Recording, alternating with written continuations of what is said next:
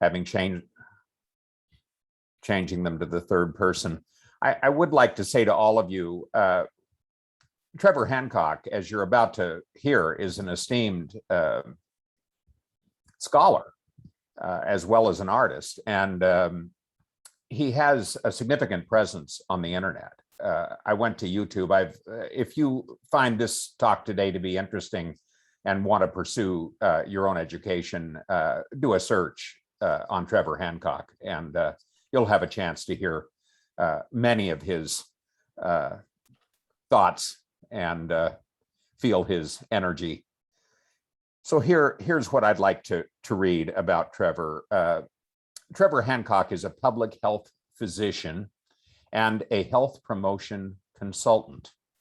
In July of 2018, he retired his position as a professor and senior scholar at the School of Public Health and Social Policy at the University of Victoria.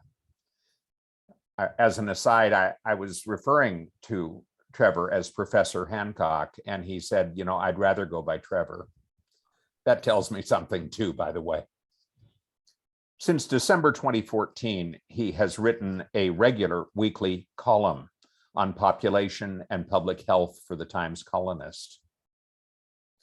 Dr. Hancock's main areas of interest are population health promotion, healthy cities and communities, public health, healthy public policy, environment and health, healthy and green hospitals, and health futurism.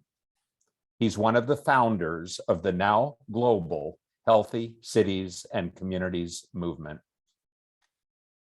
Dr. Hancock has a long-standing interest in the relationship between health and the natural and built environment.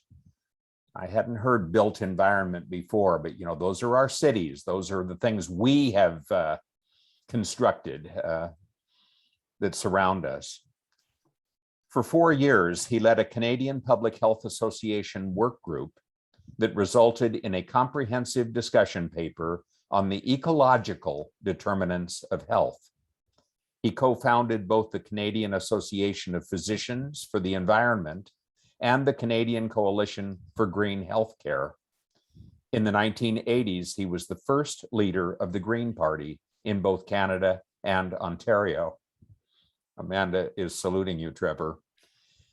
In 2015, Dr. Hancock was awarded honorary fellowship in the UK's Faculty of Public Health for his contributions to public health. And in 2017, he was awarded the De Vries Medal by the Canadian Public Health Association, the association's highest honor. Last paragraph. It's not a tagline. Outside of his work life, he is an enthusiastic Morris dancer, a traditional English folk dance, creating new dances and parody songs, performing as the Green Man in the annual Mummers play. Dr. Hancock has been a semi-professional outdoor photographer. His photography has been shown in juried art in Southern Ontario and British Columbia. Science and the arts. Welcome, Trevor. It's your turn. Well, thank you very much. And a couple of things that cross my mind when I hear those introductions. One is people tend to say, "Oh, I've heard a lot about you," and I usually respond, "Yes," and some of it may be true. The other thing I think you get as a sense from that is that I can't really keep my focus on anything for very long. I'm all over the map. And today, the part of the map that I want to focus on is beauty and the importance of beauty for our well-being. And I should begin by telling you the story of how this came about. So 8 years ago now, I was asked to speak at an event marking Homeless Action Week in Vancouver. And I was asked because the theme that week was the arts and homelessness. And there were exhibitions both about homeless people and also of art by people who are homeless. And so I was asked because the organizers knew that not only was I interested in health, but I was, as you said, an artist. I was a semi-professional photographer for about largely through the 90s in Ontario.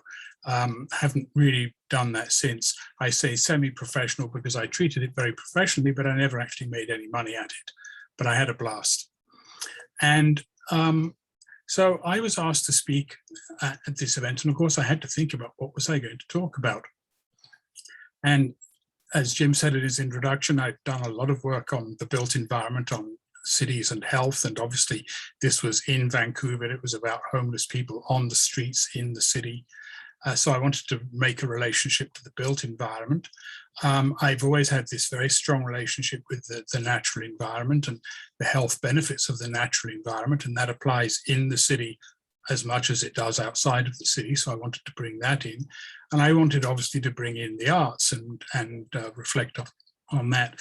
And so I was walking one day with our dogs in the woods, thinking about this and trying to think, what was it that linked the built environment, the natural environment, and art? And it just came to me out of the blue that a theme that links those is beauty, that in all three of those places, you can find beauty. And so I started to put together and gave a talk about beauty and its importance for health and well-being. So what I'm going to do now is, rather than sit here and be a face to you, I've got a slideshow, which if this works, will run on the screen while I make the rest of my remarks. So just bear with me for one moment while I screen share this. And then that will run on its own. So obviously the first question I asked myself was, well, so what is beauty? And we all know the phrase that beauty is in the eye of the beholder. And so in my work, what I've tried to capture is my eye on beauty, as it were. And when I wrote my artist statement, I wrote, as you see here, to capture and share the beauty I find outdoors in the hope that it pleases the eye, lifts the spirit and soothes the soul. And I wrote that well before I gave that talk. So beauty is in the eye of the beholder, which means, of course, beauty is subjective. It's not something you can measure. And of course, it's certainly culturally bound. So this might be an attractive image to people who live by the ocean. It might not be for people in the middle of the desert, or any more than green grass might be beautiful to the Inuit. I don't know what their ideas of beauty are. So it's a subjective experience. If you turn to the dictionary, there's a number of dictionary definitions. I won't go through them all, but the one I liked best was from dictionary.com. And it says that beauty is the quality present in a thing or person that gives intense pleasure or deep satisfaction to the mind. Now, I'm not talking about personal beauty when I talk about beauty and well-being. I'm not talking about whether you personally are beautiful or the person next to you or across the room is beautiful. I'm talking about beauty in our surroundings, but it's beauty in our surroundings everywhere, from small flowers to big mountains, and also in our built environment, and also in the art we create.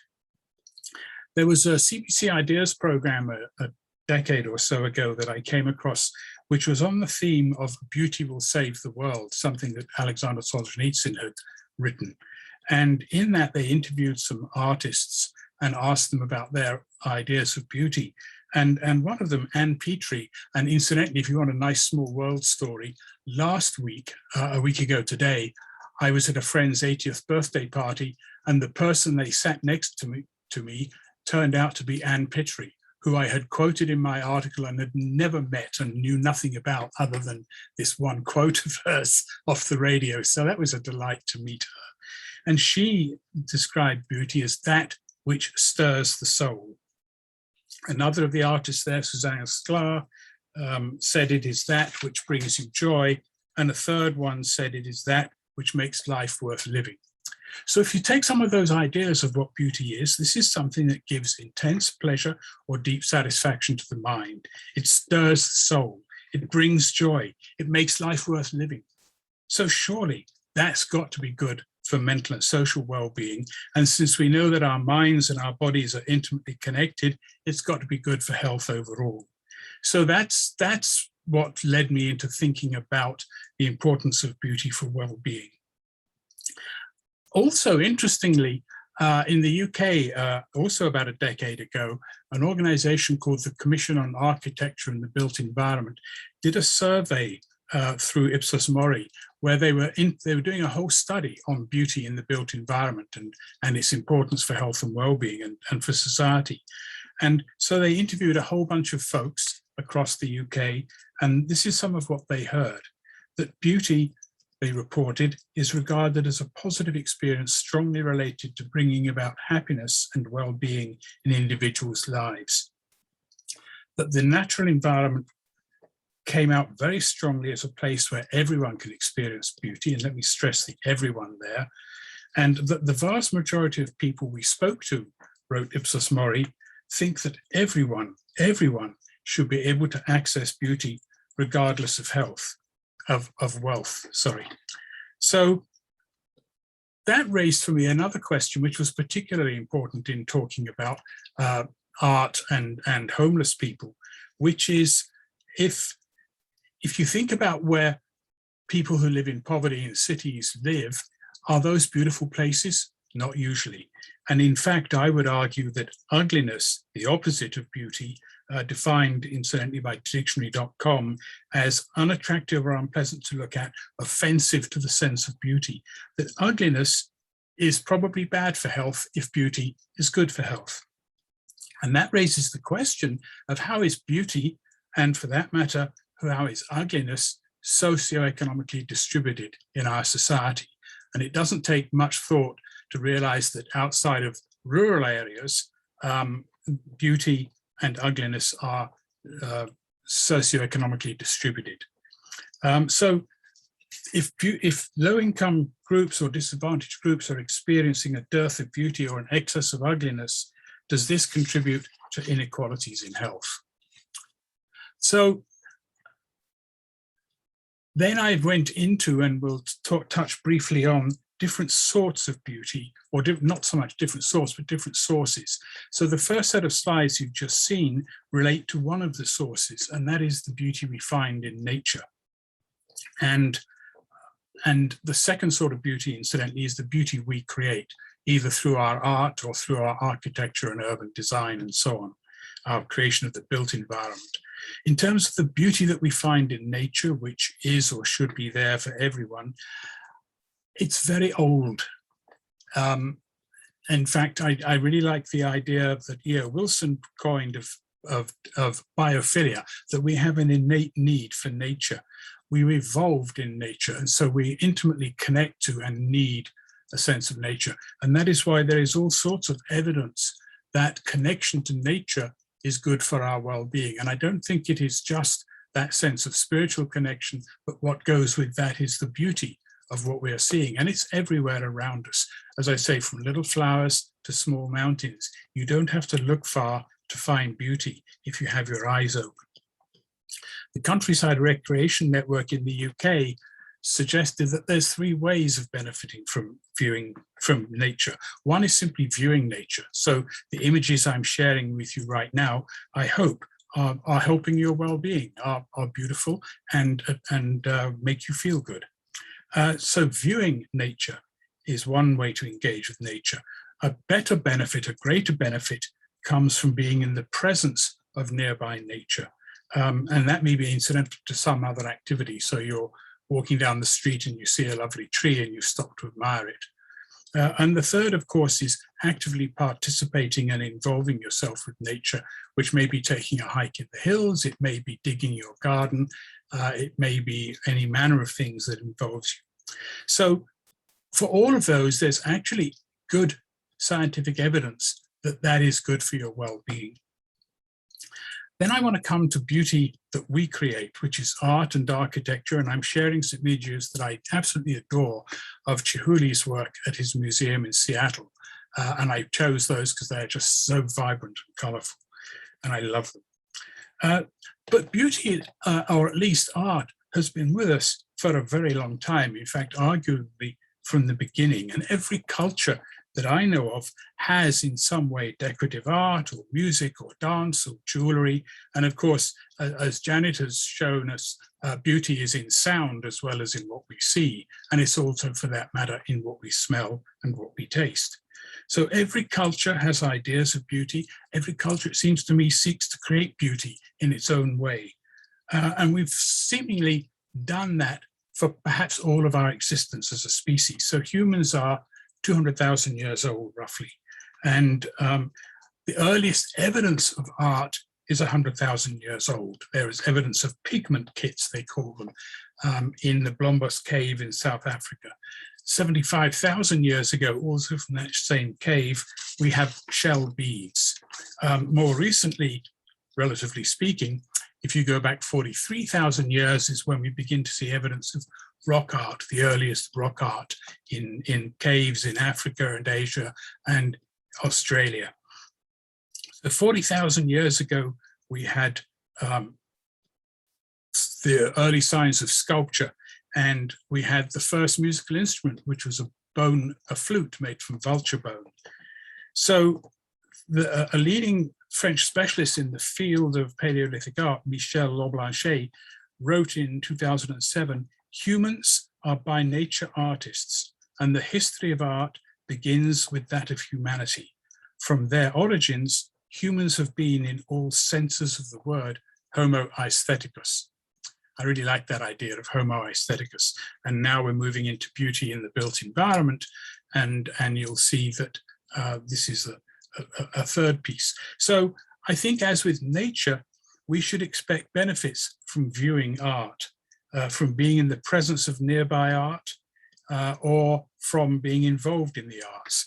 And of course, as has been noted, I am very much involved in the arts myself, as a photographer, as a dancer, which I've done on and off for 40 years, and for the last 20 years here in Victoria, almost 20. But one of the problems I think we have is that we've put art and dance, so music and dance and singing, on a pedestal, so that if you can't do it really, really well, you're embarrassed to do it in public. We need to get past that. And I love a Maasai proverb. And the Maasai proverb, supposedly a Maasai proverb, "If I can walk, I can dance. If I can talk, I can sing." We can all walk, we can all talk, so we can all dance and we can all sing, and we should. And I think that'll be good for our health. And then finally, in terms of categories of art and beauty, I should say, is the built environment. And it's very simple, and I'm showing you images of the built environment now. But here in North America, we're 80% urbanized, and we spend 90% of our time indoors. So the built environment is the most important environment in which we spend time. And if you look at people's homes, whether it's the richest person on the planet or the humblest slum dweller, they probably are creating an environment that to them is beautiful. They are trying to do what they can. They're painting their walls or pinning up a poster, planting some flowers, all of those things. This, by the way, is Newfoundland. So in all of those ways, this is important to health. And I mentioned already the Commission on Architecture and the Built Environment. And one of their conclusions is that increased access to beauty is felt to contribute to overall welfare and a good society, that beauty indeed matters. And so very obviously, I believe that beauty is important for our well-being, but it means that we must support the creation of beauty as being in the public interest, whether it's through the arts, through the built environment, or through either greening our cities or having access to nature, or all of those. And in particular, there is a strong social justice element to this, which is we should preferentially create beautiful buildings and environments and ensure access to nature, art, and beauty in disadvantaged communities. And we have only too often built basically ugly environments for disadvantaged people to live in, because we don't want to waste all that money on building something beautiful. well, it's not a waste of money. It's actually sound public policy to create beautiful environments for people. And it's something, as you can see from these images, that we have done all over the world and for hundreds, in fact, thousands of years. So with that, I will leave you with some of these images and shut them off in just a second or two. And thank you for your time, and thank you for being here and inviting me.